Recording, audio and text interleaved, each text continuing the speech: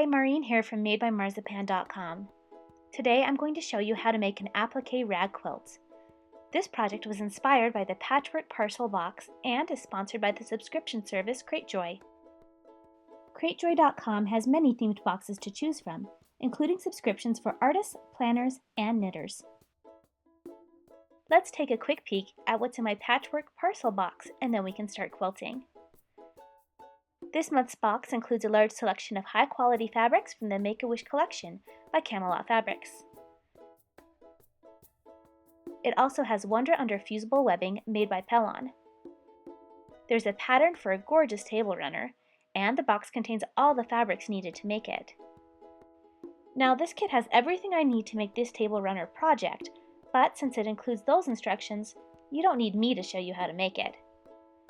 The great thing about this box is that it gives you a project idea, but it also contains enough goodies that you have the freedom to be creative and come up with your own project. So I've decided to make a little rag quilt using the supplies from the Patchwork Parcel box. My finished quilt will be a good size for a crib or as a throw on the back of my love seat. Start by cutting your batting to the size you want your finished quilt to be.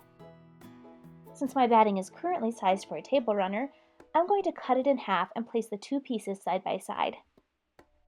Layer your batting on the wrong side of the fabric that will be the front of your quilt. I'm using a plain white fabric, which will help these Make-A-Wish fabrics pop. Adhere the batting to the fabric using a basting spray. Fold the batting back halfway, spray, then smooth onto the fabric. Repeat for the remaining portion of batting. Trim your fabric to the same size as your batting.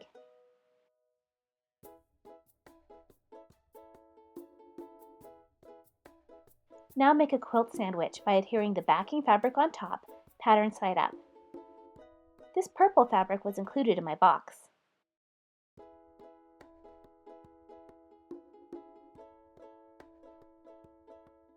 I'm going to go ahead and bind the edges of this quilt now, as it will make it easier to evenly space my squares. I don't have time to show you how to make the binding, but I do have another video that demonstrates how to bind a quilt with mitered corners and an invisible join, so check that out if you need help. Now we can make the squares for the quilt top. Draw a grid of squares on the smooth side of the Wonder Under fusible webbing. Make the squares 1 inch smaller than you want your fabric squares to be.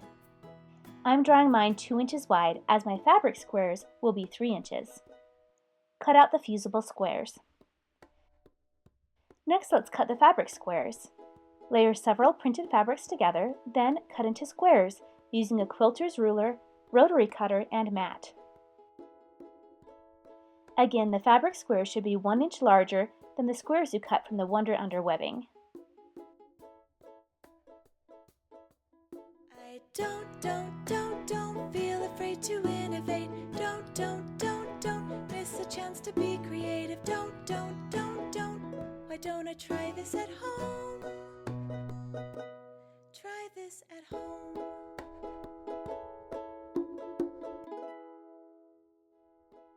Lay out the squares in a grid on top of the quilt. Then fuse a piece of webbing to the underside of each fabric square. The rough side should be against the fabric.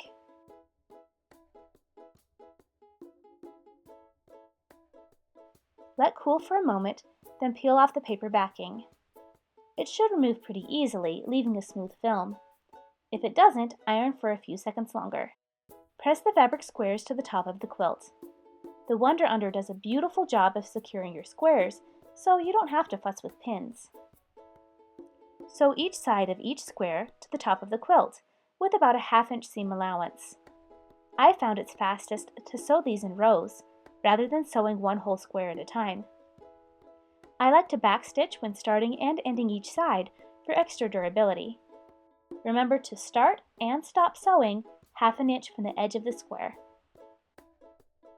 Make snips a 1/4 inch apart on every side of each square. This will help the fabric fray better. Machine wash and dry your quilt. Rag quilts can be tough on washing machines, so you may wish to take it to the laundromat. Here's what my quilt looks like after one washing. The edges will continue to fray and get fluffier with subsequent washings. If you're impatient and want to hurry the process along, you can rub the hook side of a piece of Velcro along the raw edge of the fabric to fray it more quickly. This is a fun, non-traditional approach to quilting, and my patchwork parcel box made it super simple. Whatever you're into, cratejoy.com has a box for you. For hundreds more video tutorials, visit my website at madebymarzipan.com.